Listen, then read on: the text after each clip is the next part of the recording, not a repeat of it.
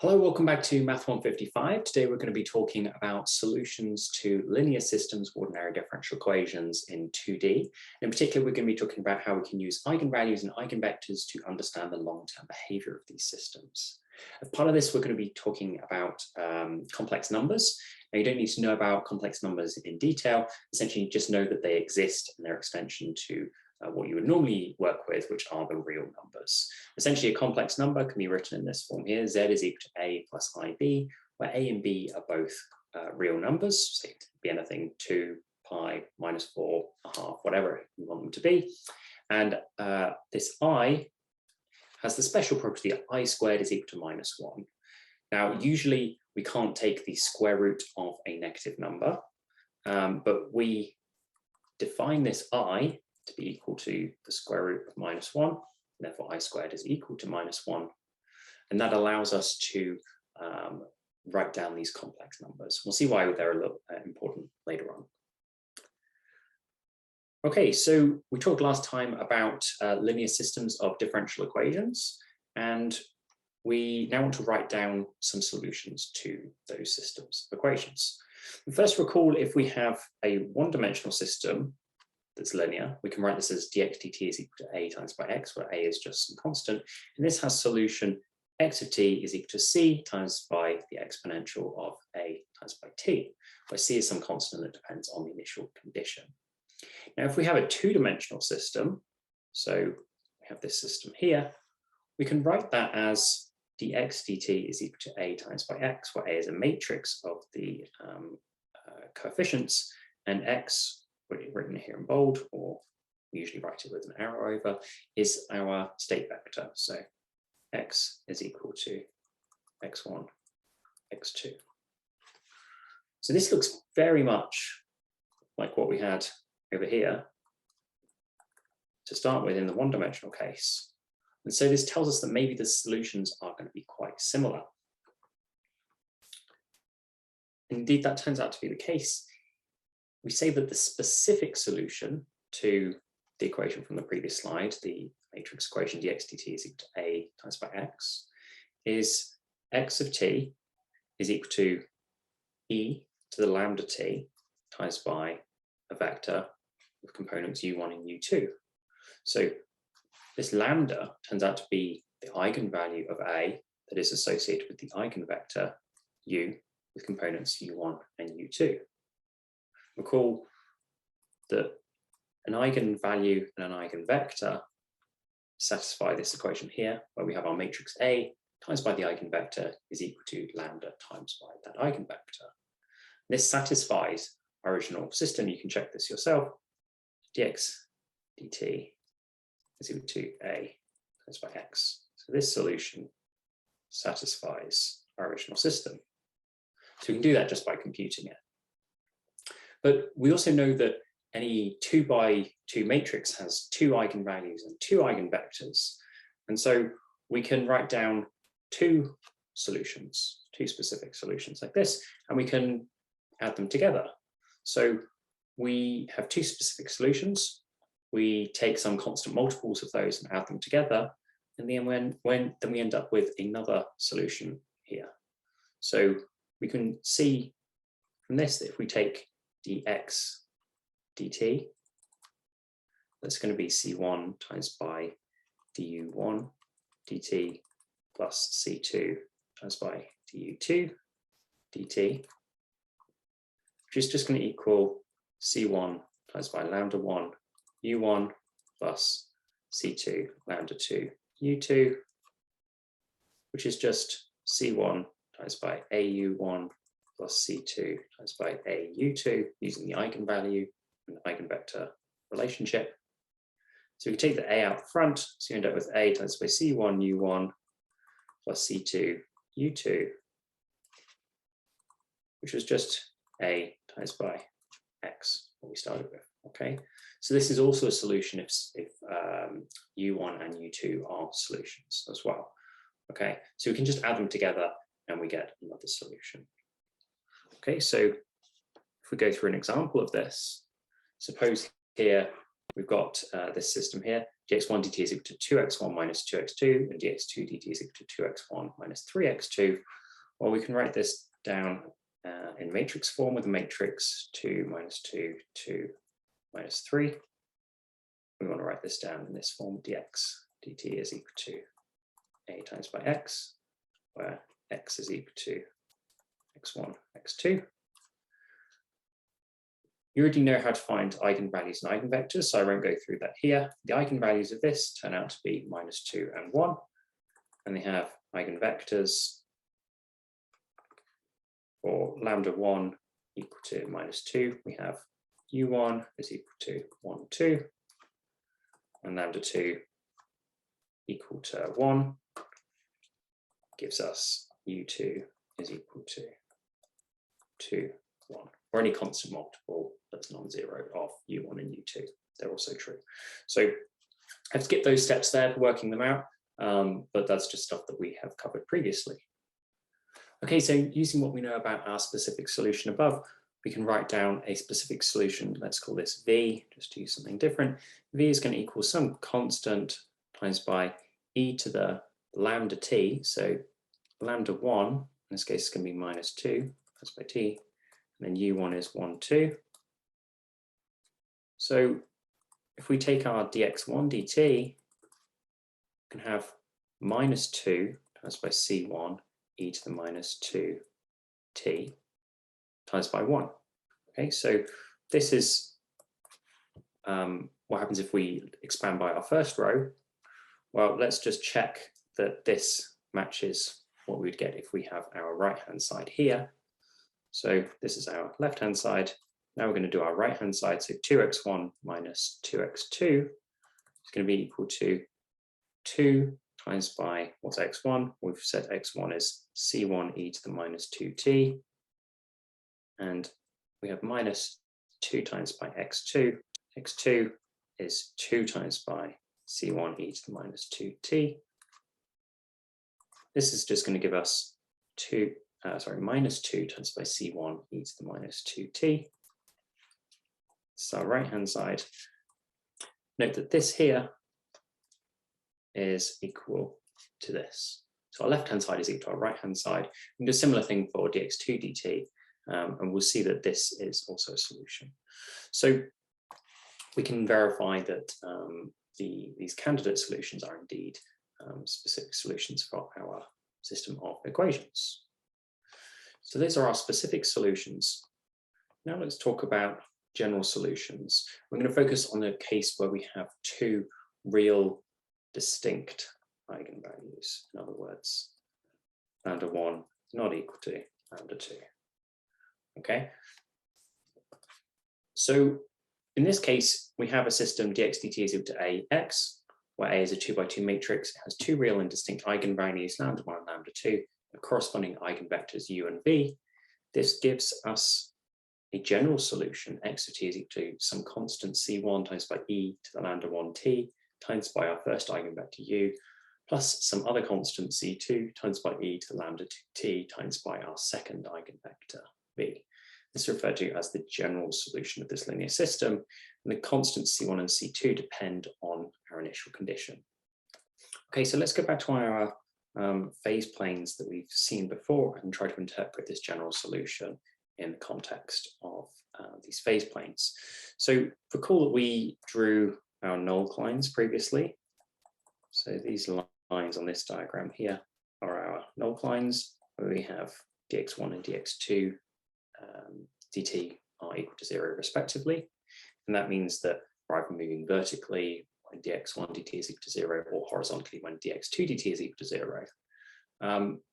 We can also draw on our eigenvectors, and these give us our eigendirections. And what they say is that if we sit on one of these eigenvectors, we know that we must stay parallel, stay sat on that direction. And that's because if we take our matrix times by any point on that eigenvector, then we just end up with lambda times by that initial vector that we had. So we have just moved somewhere along that eigenvector, and whether we move in or out depends on the sign of lambda.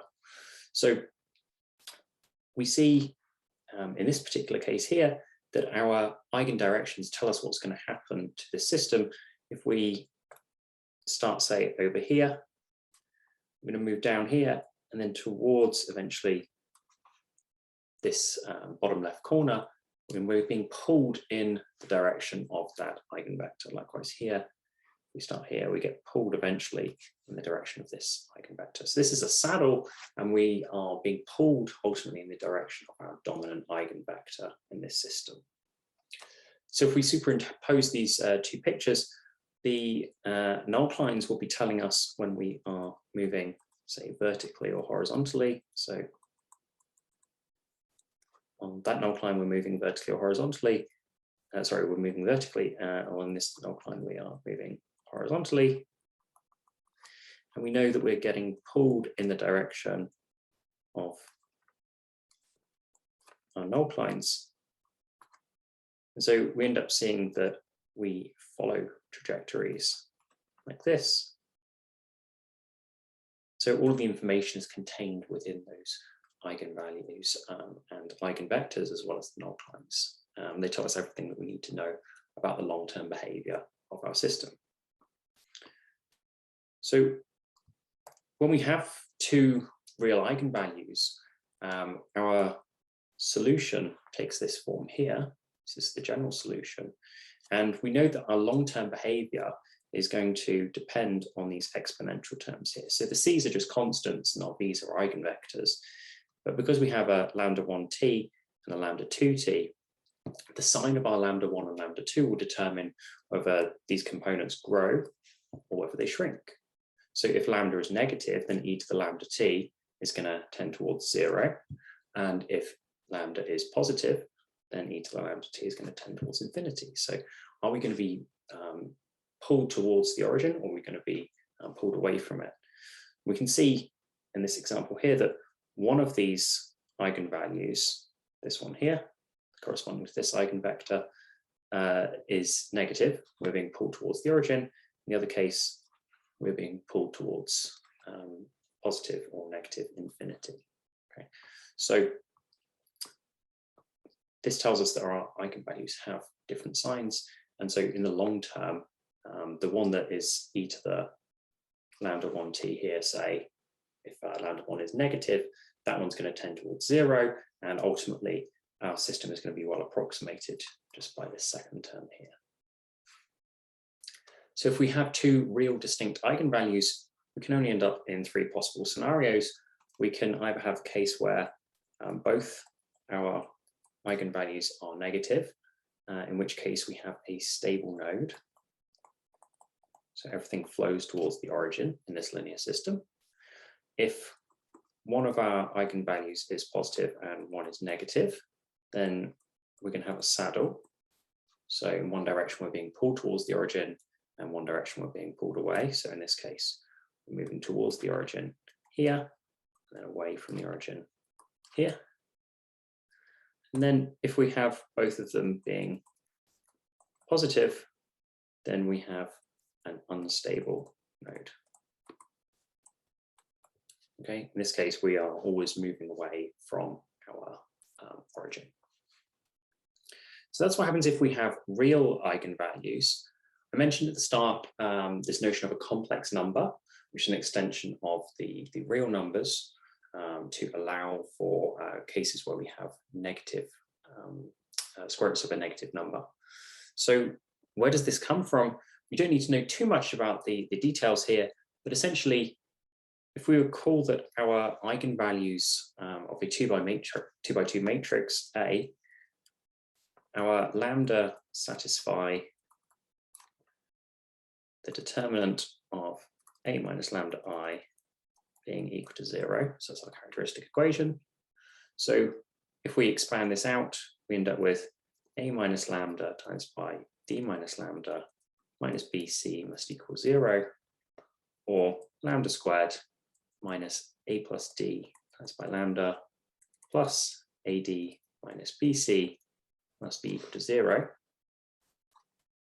And then if we just use our quadratic formula, we can write our solution for our eigenvalues in this form, which we can simplify by using these taus and deltas. Okay, so the tau is just going to be something to refer to as the trace of our matrix, which is A plus D. So that's just the sum of the elements on the main diagonal.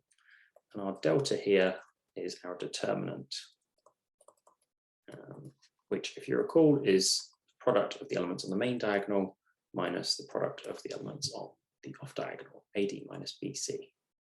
Okay, so we're very used to solving quadratics of this form here, and usually our tau squared minus 4 delta is either positive or equal to 0.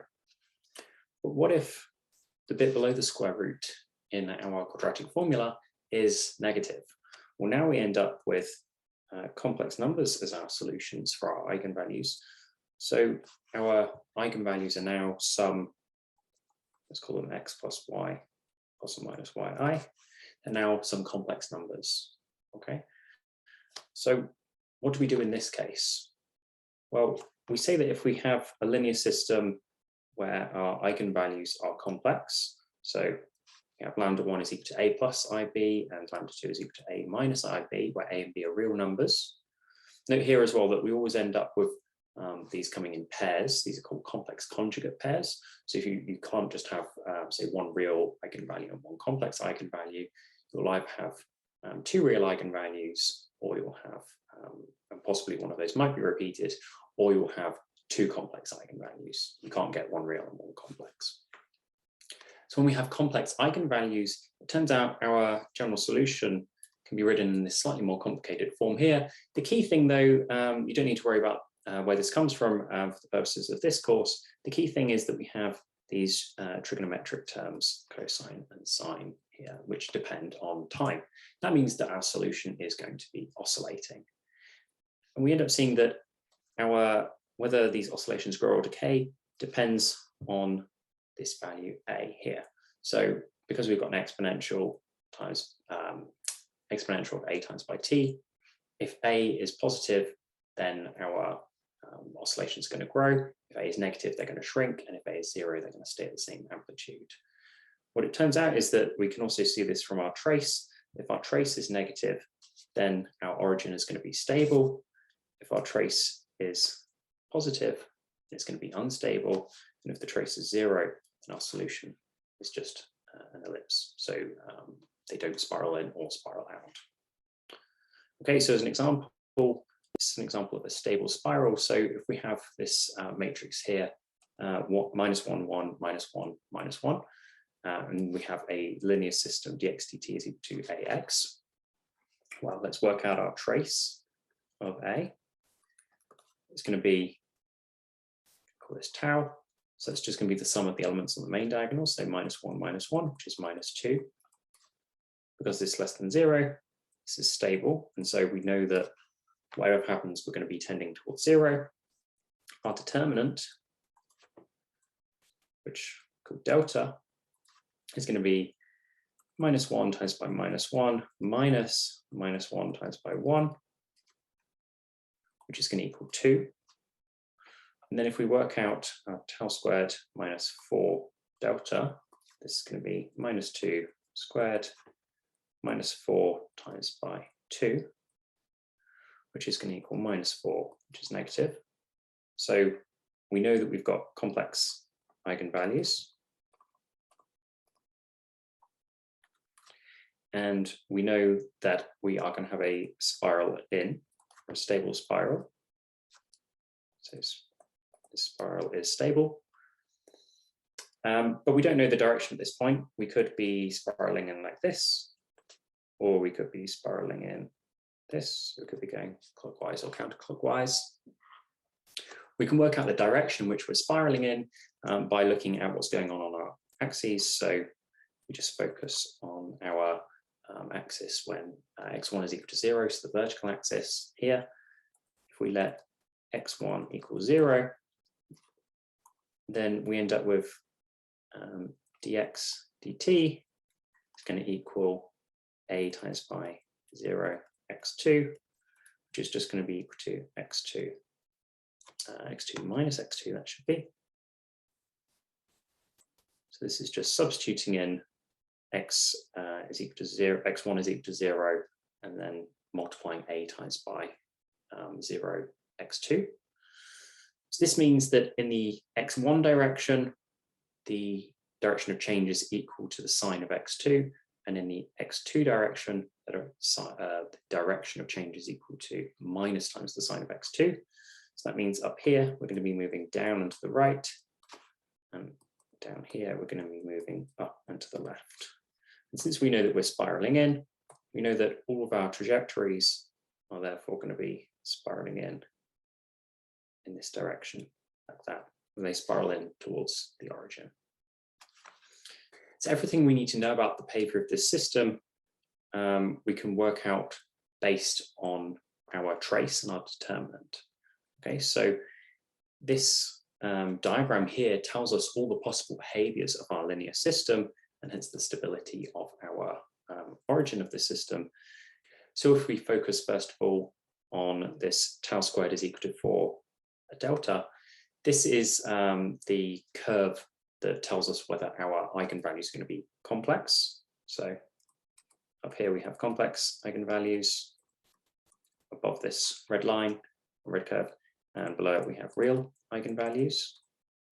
So above this curve, we know that we're going to be spiraling, and below this curve, we know that we're going to have a node or a saddle. We know that if we have our trace being positive, then we are going to have unstable dynamics. So we're going to be either spiraling out or moving out in all directions. So we have a spiral or a node. Or we have a saddle if our determinant is negative. So if our determinant is negative, this guarantees that our eigenvalues have different signs. Okay. If we have a negative trace and a positive determinant, then we know that we have a stable equilibrium, and whether it spirals in or whether it's a node depends on whether we have complex or real eigenvalues. And if we have a negative trace and a negative determinant, then again, we get a saddle here. So really working out the trace and the determinant of our matrix tells us all of the behaviors that we need to know.